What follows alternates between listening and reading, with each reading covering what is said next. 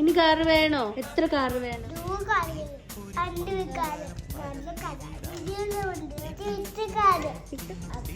എനിക്ക് തരുവോ?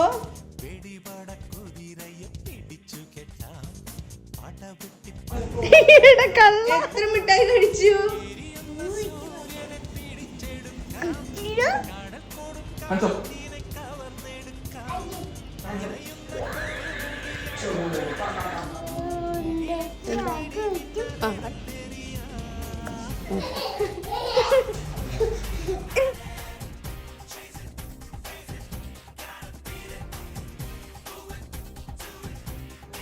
അയ്യോ, വഴി കാണുന്നവരൊക്കെ നമുക്ക് ടാറ്റാ.